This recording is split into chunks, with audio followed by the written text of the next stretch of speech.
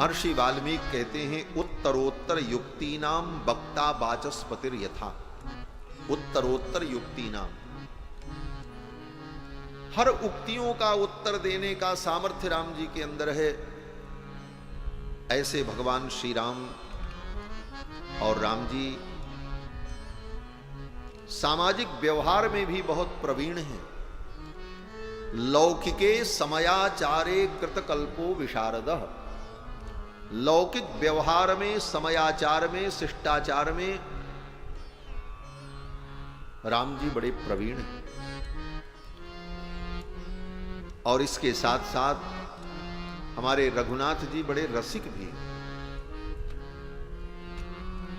लोग कहते हैं कि कन्हैया तो बंशी बजाते हैं, कन्हैया गीत गाते हैं, कन्हैया रासलीला में नृत्य करते हैं, राम जी को तो गीत संगीत और नृत्य से कोई लेना देना नहीं।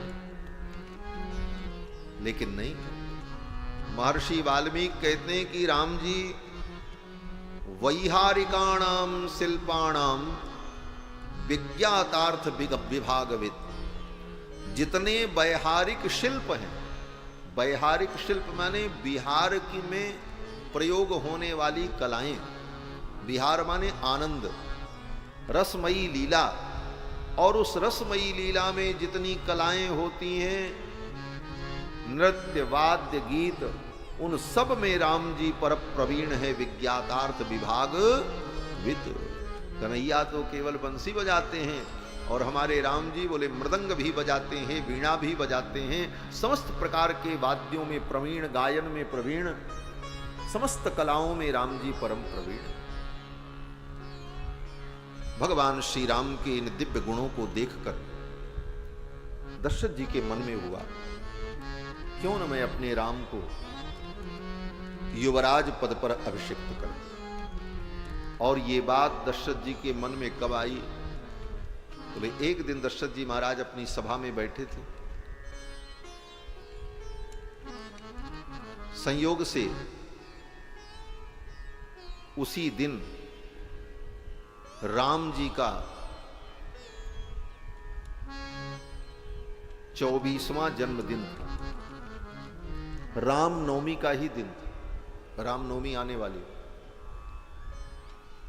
आज से ठीक 15 दिन बाद। आज भी नवमी है, लेकिन चैत्र कृष्ण की नवमी। रामनवमी के दिन राम जी के 24वें जन्मदिन के अवसर पर यह घटना घटित हुई। राम जी 24 वर्ष के हो गए। दशरथ जी महाराज अपनी सभा में बैठे थे, उनका मुकुट टेढ़ा हो गया। सेवक समझ गए, सेवक लोग दर्पण लेकर के आए। दशरथ जी महाराज ने उस दर्पण में अपना मुख देखकर अपना मुकुट सीधा करने का प्रयत्न किया, और जब मुकुट सीधा कर रहे थे तो दशरथ जी की दृष्टि अपने कानों के पास गई। कान के पास के बाल सफेद हो गए थे। दशरथ जी ने सोचा, ये कान के पास के बाल जो सफेद हो गए हैं, ये बाल जो है सफेद होकर के हमारे कान में कुछ कहना चाहते हैं। क्या कहना चाहते हैं? बोले श्रवण समीप भये सित केसा मनहु जरठपन असौपदेशा। कान के पास के ये बाल सफेद होकर कानों में कहना चाहते हैं, दशरथ अब तुम बूढ़े हो गए, बहुत राज्य किया, बहुत संसार का सुख भोगा, अब ये राज्य सत्ता राम को सौंप दो और तुम निश्चिंत हो, चिंता मुक्त हो। दशरथ जी महाराज ने जब देखा दर्पण में, तो दशरथ जी महाराज को चिंता हो गई। श्रवण समीप भय सित केसा, श्रवण समीप भय सित केसा, मनहु जरठपन अस उपदेशा, मनहु जरठपन अस उपदेशा। नभ जुगराज राम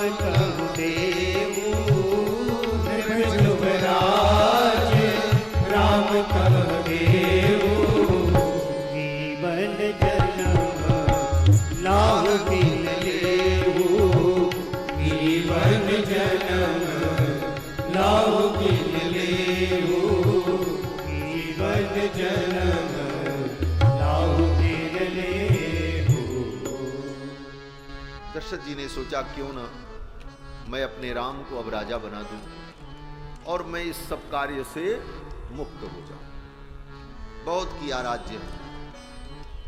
ये बाल यही कहना चाहते। भगवान शंकराचार्य, आदि शंकराचार्य भगवान अपने ग्रंथ में कहते हैं कि कृतांतस्य दूती जरा कर्ण मूले। यमराज जो है, यमराज की जो दूती है, दूती माने सूचना देने वाली, वो कौन है? बोले जरा। जरा माने बुढ़ापा। बुढ़ापा आता है तो बुढ़ापा क्यों आता है? शंकराचार्य कहते हैं ये बुढ़ापा जो है यमराज की दूती है, सेविका है। यमराज भेजते हैं जाकर के सूचना दे दो अब मरने का समय आने वाला है। कृतांतस्य दूती जरा कर्णमूले। और किस रूप में ये आती है? बोले कर्णमूले। कान के पास के बाल सफेद होना शुरू हो जाते हैं। कृतांतस्य दूती जरा कर्णमूले समागत्य लोका शृणुध्वम शृणुध्वम। ये कान के पास के बाल पक करके तुम्हारे कान में कहते हैं सुनो सुनो सुनो। व्यक्ति कहता हम नहीं सुनेंगे, तुम चिल्लाते रहो। क्या कहना चाहते हैं? बोले कान के पास के पके हुए बाल कहते हैं परस्त्री परद्रव्य हिंसा त्यजध्वम। परस्त्री परद्रव्य और हिंसा इसको तुम छोड़ दो। भजद्वम रमानाथ पादारविंदम। रमानाथ जो भगवान है इनके पादारविंद के भजन में अपने मन को लगाओ, क्योंकि अब तुम्हारी मृत्यु सन्निकट आने वाली है। ये शंकराचार्य का उपदेश। कृतांतस्य दूती जरा कर्णमूले समागत्य लोका शृणुध्वम शृणुध्वम परस्त्री परद्रव्य हिंसा त्यजध्वम भजध्वम रमानाथ पादारविंदम। दशरथ जी महाराज ने कहा अब मैं भी बूढ़ा हो गया, अभी ये राज्य मैं अपने राम को दे दूं। और दशरथ जी ने सभा बुलाई। जितने छोटे मोटे राजा थे, रियासतदार, जमींदार, जागीरदार, सब बुलाए गए। सभा हुई। दशरथ जी महाराज ने यह प्रस्ताव रखा। उस सभा में सब बड़े बड़े राजा आ गए थे, केवल 2 राजा नहीं थे। न तो केकय राजानम जनकम वा नराधिपम। केकय नरेश नहीं थे और मिथिला नरेश जनक जी नहीं थे। इन दोनों लोगों की उतनी जरूरत दशरथ जी ने महसूस भी नहीं की। क्यों? बोले केकय नरेश तो दशरथ जी के ही ससुर थे और जनक जी महाराज राम जी के ससुर थे। राम जी को ही राजा बनाना है, तो राम जी को राजा बनाना है, इसमें जनक जी कोई विरोध कर नहीं सकते, न कभी कल्पना की जा सकती है। इसलिए उनकी अनुमति लेना न लेना कोई जरूरी नहीं था। और केकय नरेश, केकय नरेश दशरथ जी महाराज के ससुर हैं, वो भी विरोध नहीं कर सकते। दशरथ जी जो निर्णय लेंगे वो उनको स्वीकार्य हो। इसलिए उस सभा में ये 2 राजा उपस्थित नहीं थे, बाकी सभी राजा उपस्थित थे। दशरथ जी महाराज ने घोषणा की मैं अपने राम को युवराज पद पर अभिषिक्त करना चाहता हूं। जितने लोग वहां सभा में बैठे थे सभी राजाओं ने करतल ध्वनि से दशरथ जी महाराज के इस प्रस्ताव का समर्थन किया और सबने कहा महाराज आपने तो हमारे मन की बात कही, हम भी यही चाहते थे राम जी राजपद पर बैठे, राम जी का राज्याभिषेक हो और हम लोग देखें। सारी प्रजा के लोगों ने समर्थन किया। दशरथ जी ने कहा मेरा ये शरीर इदम शरीरम कृत्स्नस्य लोकस्य चरिता हितम। इस शरीर से मैंने लोक का बहुत हित किया, बहुत दिन प्रजा का पालन कर लिया। अब मेरे इस शरीर को विश्राम की आवश्यकता है। पांडुरस्यात पत्रस्य छायायाम जरितम मया। इस सफेद रंग के छत्र के नीचे बैठ बैठ कर इस सिंहासन पर मैंने अपने बाल सफेद कर दिए। जिस सिंहासन पर दशरथ जी बैठते थे उसमें जो छत्र लगता था वो लाल रंग का नहीं, सफेद रंग। चक्रवर्ती सम्राट के सिंहासन में जो छत्र होता है वो धवल वर्ण होता है, गुप्त वर्ण, लाल पीला नहीं। दशरथ जी कहते हैं इस सफेद रंग के छत्र के नीचे बैठ बैठ करके मैंने अपने बालों को भी सफेद कर दिया। अब मैं चाहता हूं कि कल मैं अपने राम को युवराज पद पर अभिषिक्त करूं। प्रजा के लोगों ने और उन राजाओं ने समर्थन किया। सबने कहा महाराज हम भी यही चाहते थे। दशरथ जी ने कहा क्या चाहते थे? प्रजा के लोगों ने कहा कि इक्षामो हि महाबाहुम रघुवीरम महाबलम गजेन महतायांतम रामम छत्रावृताननम। सभी लोगों ने कहा कि हम सब की यही इच्छा है कि महावीर रघुवीर युवराज बने और इनका जो हाथी है शत्रुंजय उसके पीठ पर सोने का हौदा कसा जाए, राम जी उस हाथी पर विराजमान हो, सिर पर छत्र लगे और बाजे गाजे के साथ पूरी अयोध्या में इनकी शोभा यात्रा निकाली जाए। गजेन महतायांतम रामम छत्रावृताननम, और राम जी का युवराज पद पर अभिषेक हो, ये हम देखना चाहते। दशरथ जी महाराज बड़े बुद्धिमान। जब प्रजा के लोगों ने इस प्रकार समर्थन किया, राजाओं ने समर्थन किया, तो दशरथ जी ने सोचा थोड़ा इनका मन टटोल लें। दशरथ जी महाराज 60,000 वर्ष के हो चुके, राजनीति का बड़ा अनुभव है दशरथ जी। प्रजा के मन की सच्चाई को जानने के लिए दशरथ जी ने एक बात कही। उन्होंने कहा आप लोग ये बताओ, क्या मेरे राज्य में आप लोगों को कोई दुख हुआ? क्या मैंने आपको कोई कष्ट दिया? क्या मेरे राज्य में आप लोगों की इच्छा पूर्ण नहीं हुई? लोगों ने कहा महाराज आपके राज्य में हमें सब सुख मिला, सब प्रकार से हम सुरक्षित रहे। तो दशरथ जी ने कहा फिर मेरे रहते मेरे पुत्र को राजा के रूप में क्यों देखना चाहिए? ये प्रश्न किया दशरथ। कथम नुमयी धर्मेण पृथ्वी मनुशासति, मैं धर्म पूर्वक पृथ्वी का शासन कर रहा हूं, मैं तो कोई अधर्म नहीं कर रहा। कथम नुमयी धर्मेण पृथ्वी मनुशासति भवंतो द्रष्टुमिच्छन्ति युवराजम महाबलम, मेरे रहते हुए मेरे राम को आप युवराज के रूप में, राजा के रूप में क्यों देखना चाहते? ये प्रश्न दशरथ जी ने उन राजाओं से, मंत्रियों से और सभा में उपस्थित लोगों से। इसका उत्तर बड़ा सरल था, लेकिन उत्तर देने की हिम्मत सब में नहीं हो सकती। क्या उत्तर? अब प्रजा के लोग अगर ये कहें कि नहीं महाराज आपका शासन ठीक नहीं है, हम राम जी के राज्य का आनंद लेना चाहते हैं, तब भी बात बिगड़ जाएगी, दशरथ जी का अनादर हो जाएगा। और वर्तमान में वो राजा, ये कहने की हिम्मत प्रजा में नहीं। क्या कारण बताएं प्रजा के लोग? दशरथ जी ने जब पूछा तो सभी प्रजा के लोगों ने कहा महाराज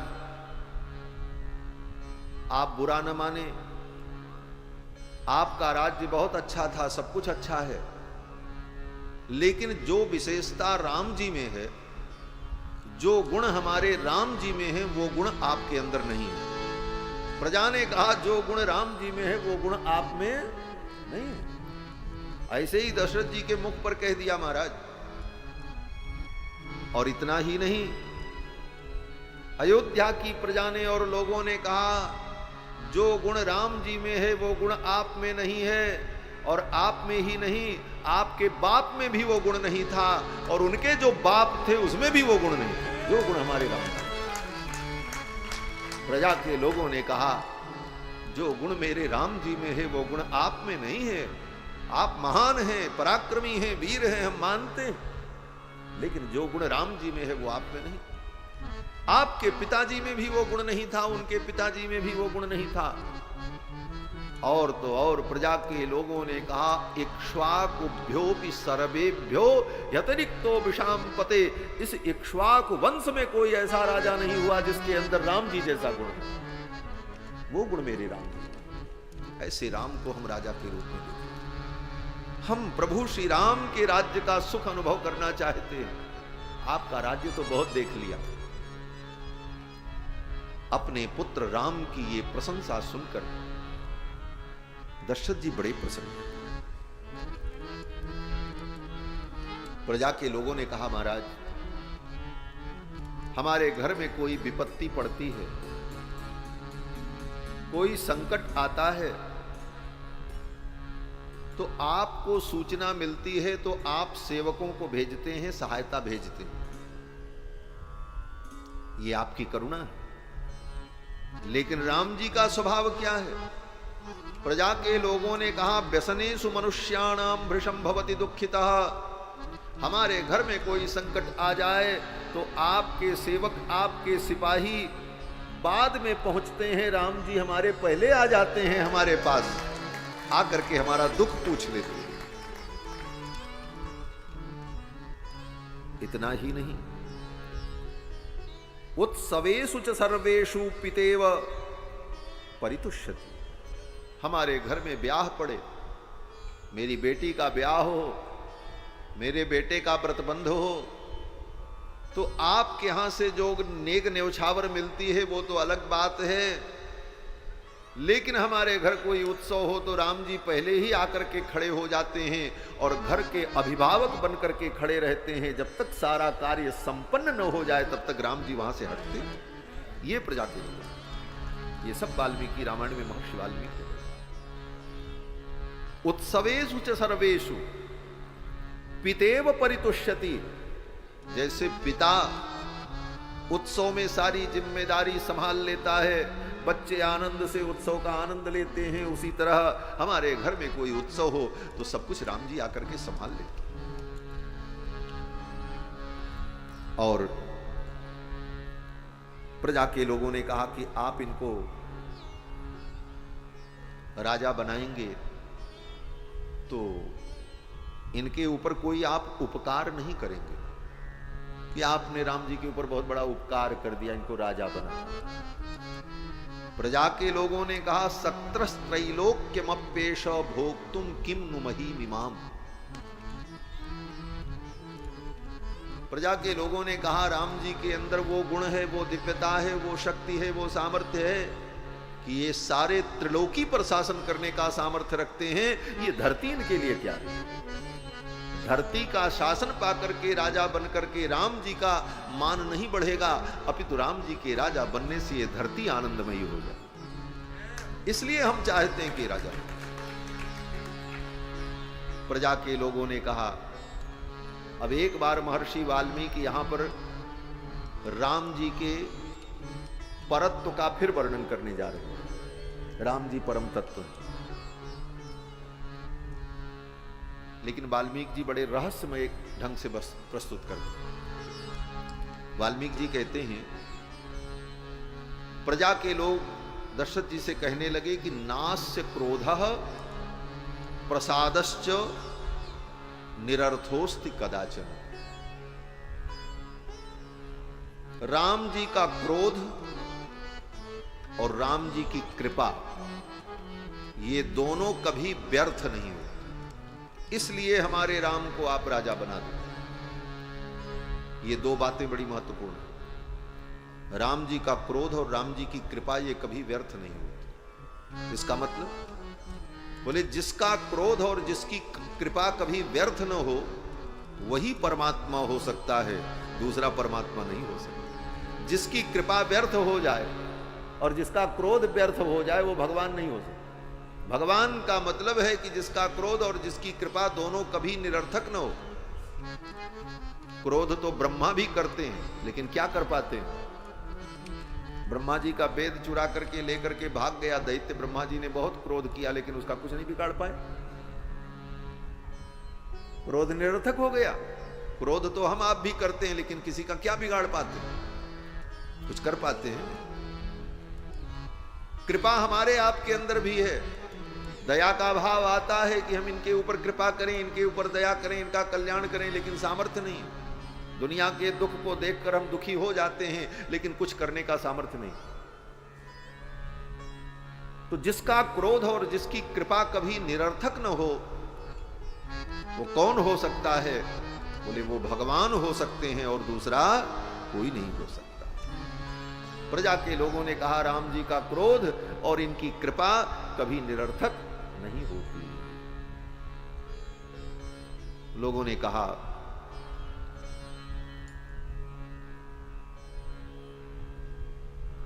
हे महाराज, अयोध्या के जितने स्त्री, वृद्ध, बालक, जवान, सब लोग सायंकाल प्रातः काल जब अपने घर में देवताओं की पूजा करते हैं तो पूजा करने के बाद लोग देवताओं से यही प्रार्थना करते हैं कि हमारे राम जी को राजा बना दो। प्रतिदिन लोग अपने अपने घर में देवता आराधन करने के बाद यही प्रार्थना करते हैं, सर्वा देवान नमस्यन्ति रामस्यार्थे मनस्विनः। देवताओं की पूजा करके लोग यही मांगते हैं कि मैंने तुम्हारी पूजा की, तुम प्रसन्न हो तो यही वरदान दो कि हमारे राम जी राजा बन जाए। प्रजा के लोगों ने कहा सबकी यही इच्छा है। दशरथ जी महाराज बड़े प्रसन्न हुए। दशरथ जी ने कहा ठीक है, अगर ऐसी बात है तो कल ही मैं अपने राम का युवराज पद पर अभिषेक कर दूं। घोषणा कर दी सभा, क्योंकि मुहूर्त भी बहुत अच्छा था। दशरथ जी ने कहा चैत्र श्रीमान अयम मासः, ये चैत्र का महीना है और पुण्यः पुष्पित काननः, बसंत ऋतु है और कल पुष्य नक्षत्र है। पुष्य नक्षत्र में कल ही मैं अपने राम को युवराज पद पर अभिषेक। इतना बड़ा निर्णय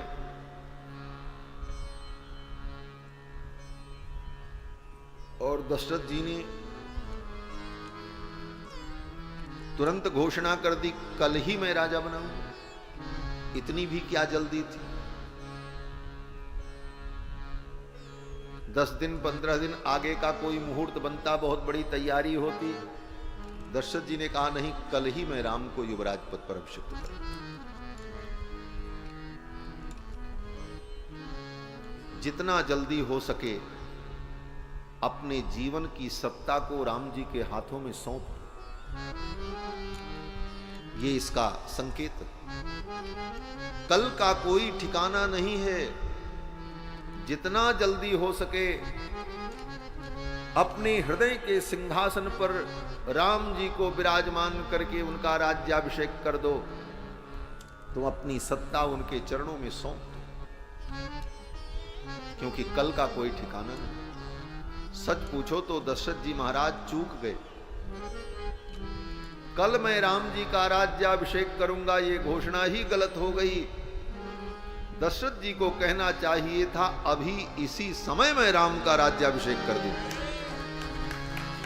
और अगर ऐसा हो गया होता तो न राम जी को वनवास होता, न सीता हरण होता, न लक्ष्मण को शक्ति लगती। आगे के जितने उपद्रव राम जी के जीवन में जो दुख हुए, राम जी को रोना पड़ा, ये सब कुछ न होता। दशरथ जी के पास पूरा पावर था, सभा बैठी थी, सारे राजा वहां उपस्थित ही थे। क्या करना क्या था?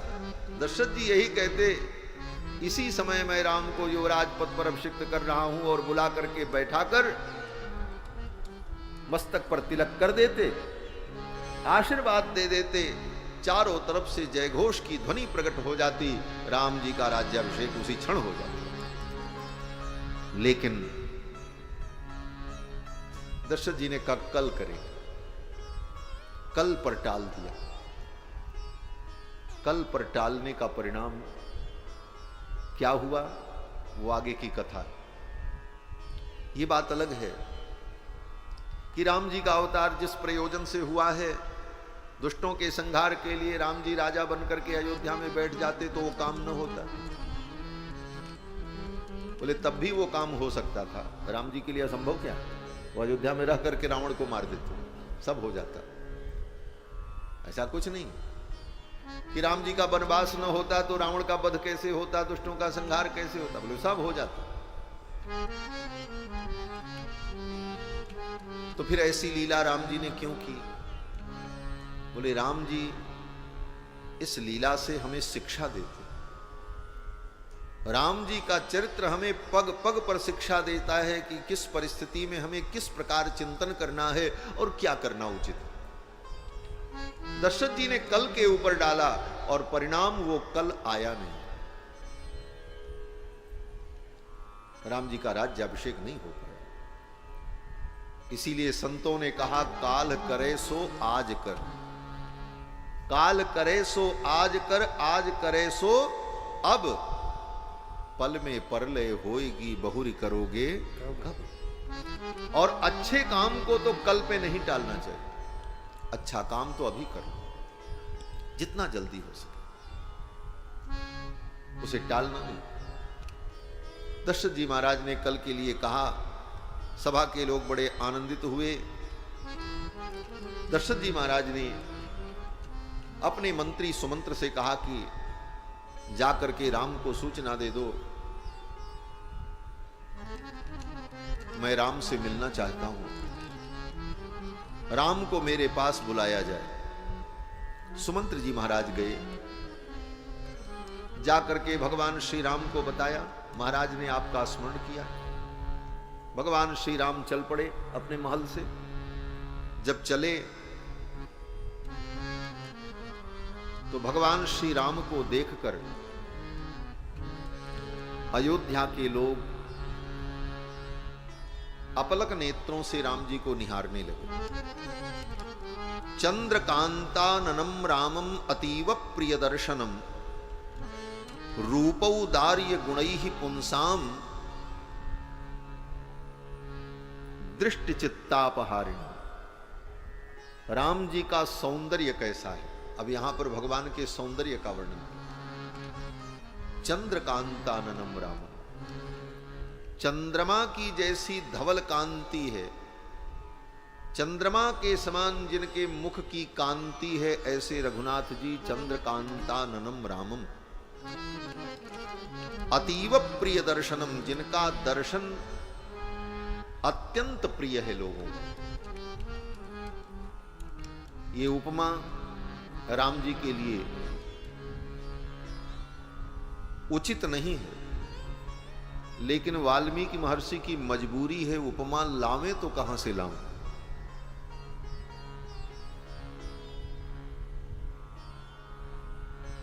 भगवान के वर्णन में हम जिन जिन उपमाओं का प्रयोग करते हैं, वह उपमा केवल सांकेतिक होती।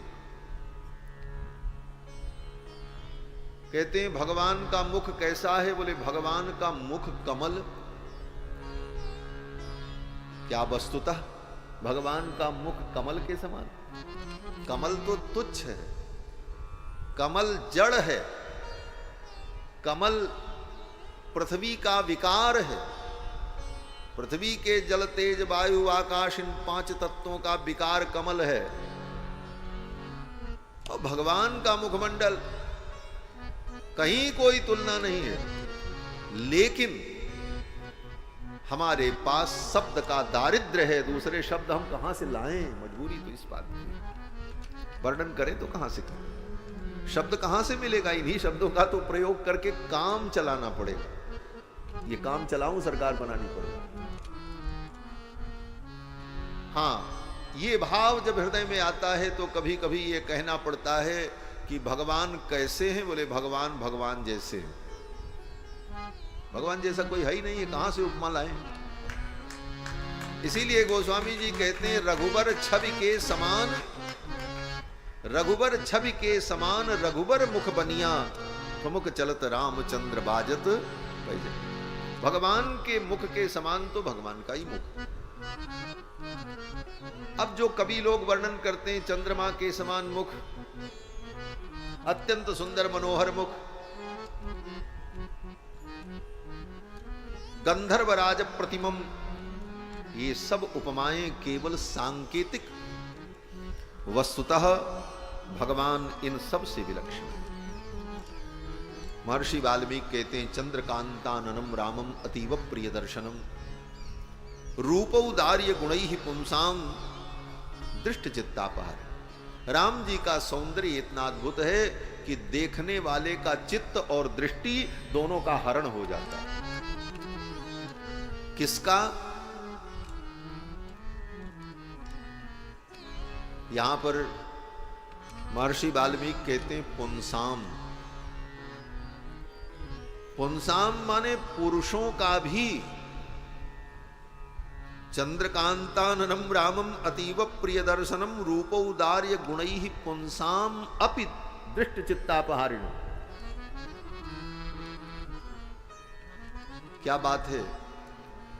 बोले बहुत बड़ा संकेत है। किसी पुरुष के सौंदर्य को देखकर कोई स्त्री मुग्ध हो जाए, यह सामान्य सौंदर्य, लेकिन किसी के सौंदर्य को देख करके पुंसाम अपि दृष्ट चित्तापहारिणम, पुरुष को देखकर, पुरुष के सौंदर्य को देख करके पुरुष के अंदर स्त्री भावापत्ति हो जाए, ये सौंदर्य की पराकाष्ठा मानी जाती। ये सौंदर्य की पराकाष्ठा। किसी स्त्री को देखकर कोई पुरुष आसक्त हो जाए, वह स्त्री का सामान्य सौंदर्य है, लेकिन किसी स्त्री को देख करके स्त्री के अंदर पुरुष भाव उत्पन्न हो जाए, बोले वह स्त्री का विलक्षण सौंदर्य माना जाता है। ऐसा सौंदर्य आज तक के सृष्टि में केवल दो लोगों के पास था, पुरुषों में राम जी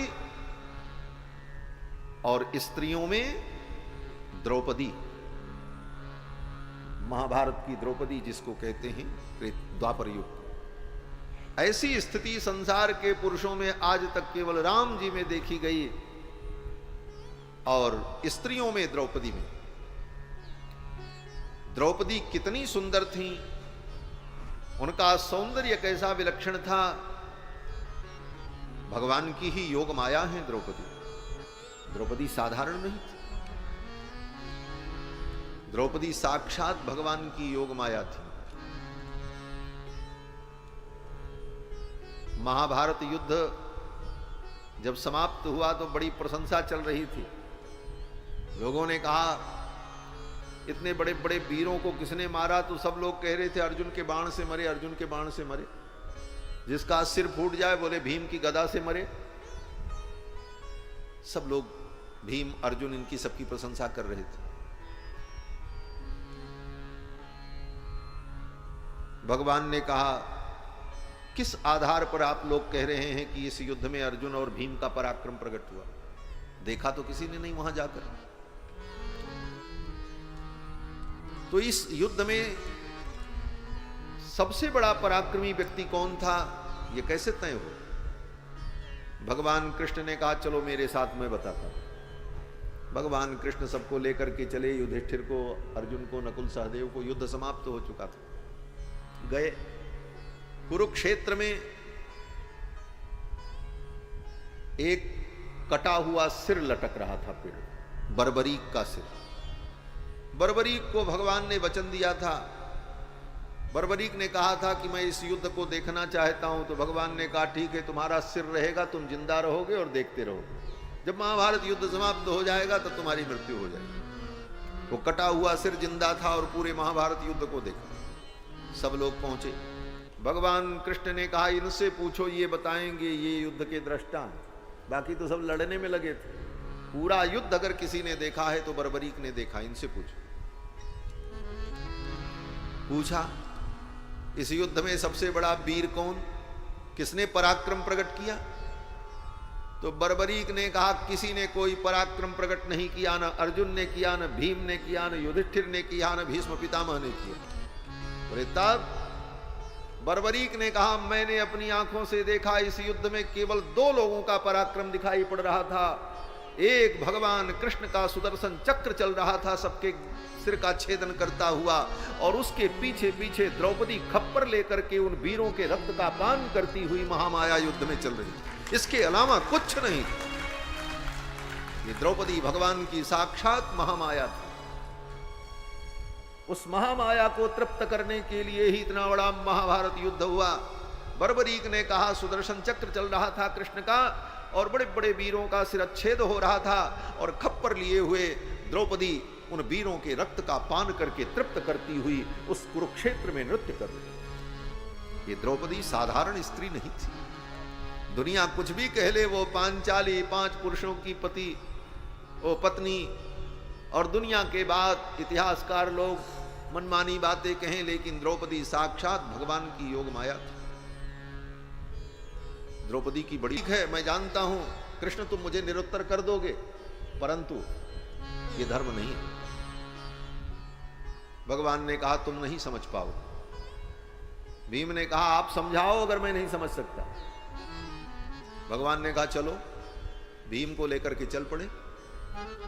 रात्रि में नगर से बाहर एक जंगल में लेकर के भीम को भगवान गए। भीम ने कहा इस जंगल में आप हमको लेकर के क्यों आए? बोले बैठो आज सब दिखाते। उस जंगल के अंदर बहुत बड़ा सैकड़ों एकड़ का मैदान था, जंगल के मध्य में। भीम ने कहा ये मैदान? बोले देखो चुपचाप। एक पेड़ के ऊपर भीम और भगवान कृष्ण दोनों बैठ गए। रात्रि के जब 12 बजे तो भीम ने क्या देखा, अनेक सेवक जंगल से निकल करके आए और सफाई होने लगी, झाड़ू लगने लगा। फिर उस पूरे मैदान को साफ किया गया, सुंदर मखमल की कालीन बिछाई गई, चंदोवा ताना गया, मंडप बना। भीम सोचने लगे इस रात्रि में इस जंगल में इतनी बड़ी तैयारी कौन कर रहा है, क्या होने वाला। अब तो महाराज भीम ने देखा बड़ा दिव्य दरबार सजा, एक सिंहासन बड़ा लगा और किनारे किनारे अनेक सिंहासन लगे। भीम सोचने लगे किस राजा का दरबार लगने वाला, कौन यहां आने वाला है। तब तक भीम ने क्या देखा, वरुण आए, कुबेर आए, इंद्र आए, ब्रह्मा आए, शंकर आए, ये सब बड़े बड़े देवता आए और सिंहासन पर यत्र तत्र बैठ गए। एक सिंहासन ऊपर खाली था। भीम सोचने लगे ब्रह्मा आ गए, शंकर आ गए, भगवान विष्णु आ गए, बड़े बड़े देवाधिदेव आ गए और सब बैठ गए सिंहासन पर, अभी मुख्य सिंहासन खाली है, अब कौन आने वाला। लेकिन कुछ देर बीतने के बाद भीम ने देखा सेवकों ने बिरदावली का पाठ किया। सेवकों ने कहा सावधान, अखिल कोटि ब्रह्मांड नायिका सर्वेश्वरी महाकाली भगवती पराम्बा जगज्जननी महामाया द्रौपदी पधार रही हैं। भीम ने देखा महाराज बड़े राजसी ठाट बाट से द्रौपदी आ रही हैं। सेविकाएं उनके वस्त्रों को संभालती हुई उनको लेकर के चल रही थी। भीम ने देखा द्रौपदी, लेकिन द्रौपदी ने किसी की ओर नहीं देखा।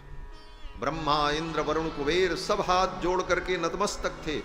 द्रौपदी ने किसी की ओर देखा ही नहीं, उनके प्रणाम की ओर भी नहीं देखा। और द्रौपदी अपने चाल से चलती हुई मंद गति से चाल से सिंहासन की ओर गई और जाकर के बैठ गई। द्रौपदी के आंखों के इशारों को समझकर लोग नतमस्तक खड़े रहे। जब द्रौपदी बैठ गई तो सब लोग बैठे। फिर सेवक लोग गए और बहुत बड़ा सोने का कड़ाहा था, जिस कड़ाहे में कई हजार कुंटल रक्त भरा हुआ था, खून से लबालब भरा। सेवक लोग उस कड़ाहे को पकड़ करके लेकर के सभा में आए, द्रौपदी के सामने रखा। वो कड़ाहा जो था थोड़ा सा खाली था। द्रौपदी की आंखें लाल हो गईं। द्रौपदी ने कहा, ये पात्र परिपूर्ण नहीं है, किसका रक्त अभी तक नहीं आया, ये मुझे बताया। द्रौपदी ने कहा, किसका रक्त अभी तक नहीं आया, ये कड़ाहा इतना खाली क्यों है, ये परिपूर्ण क्यों नहीं। सेवकों ने कहा, सबका रक्त आ गया है, केवल भीम का बाकी है। इतना सुनते ही तो भीम पेड़ से नीचे गिरे धड़ाम से, कृष्ण मुझे बचा लो, भगे। भगवान ने दौड़ करके भीम को पकड़ा। भीम लिपट गए भगवान कृष्ण से, बचा लो, ये द्रौपदी तो राक्षसी है, ये मुझे खा जाएगी। भगवान ने भीम को थोड़ी देर संभाला, सांत्वना दी, तब तक वो दृश्य गायब हो गया। भगवान ने कहा, भीम, ये द्रौपदी मेरी महामाया है, इस महामाया का ही ये प्रपंच विराट जो है विस्तार है, और ये महामाया द्रौपदी के संकल्प से ही ये ब्रह्मांड में जीवन मरण सब कुछ चलता रहता है। यह मेरी योग माया है, मेरी योग शक्ति है। तो द्रौपदी साधारण नहीं थी महाराज। द्रौपदी के सौंदर्य का जो वर्णन महाभारत में है, प्रसंग राम जी के सौंदर्य से शुरू हुआ। राम जी के सौंदर्य को देखकर पुरुष भी स्त्री भावापन्न हो जाएं। और द्रौपदी कितनी सुंदर थी, महाभारत में वर्णन है, जब राज्याभिषेक के समय द्रौपदी को स्नान कराने के लिए दासियां एकांत कक्ष में लेकर के गईं, तो द्रौपदी के जघन सौष्ठव को देखकर, द्रौपदी की जंघाओं को देख करके उन दासियों के मन में पुम भावम मनसा जगुहु, वेद व्यास जी कहते हैं उन स्त्रियों के मन में पुरुष भाव जागृत, ऐसा सौंदर्य था द्रौपदी। तो आज तक के इतिहास में ऐसे स्त्री पुरुष अगर कोई हुए तो पुरुष में श्री राम जी और स्त्रियों में द्रौपदी। राम जी के सौंदर्य को देखकर चंद्रकांताननम रामम अतीव प्रिय दर्शनम रूप उदार्य गुणैहि पुंसाम दृष्ट चित्तापहारी। राम जी आए, पिताजी के महल में गए, जाकर के पिताजी के चरणों में प्रणाम किया। जब प्रणाम किया, दशरथ जी महाराज राम जी को ऊपर से नीचे तक निहारने लगे। क्या देख रहे थे? महर्षि वाल्मीकि कहते हैं कि अलंकृतमिवात्मानम आदर्श तल संस्थितम। जैसे व्यक्ति सज धज कर दर्पण के सामने खड़े होकर अपने आप को निहारता है,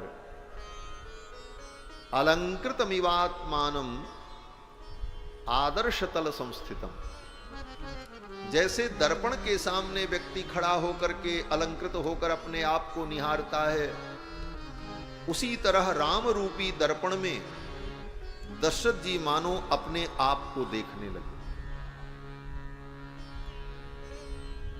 अपने आप को देखने लगे। राम जी में दशरथ जी अपने आप को देख रहे हैं। राम रूपी दर्पण में क्या देख रहे हैं? बोले, दशरथ जी जब राम जी को देख रहे थे तो दशरथ जी को लग रहा था आज के हजारों वर्ष पूर्व जब मैं युवा था तो मेरा यही स्वरूप है। आत्मा वही जायते पुत्र, आत्मा ही पुत्र के रूप में होती है, आत्मा ही पुत्र के रूप में प्रकट होती है। यह जो वैदिक सिद्धांत है, श्री सीतारामचंद्र भगवान की जय। जय जय सीताराम।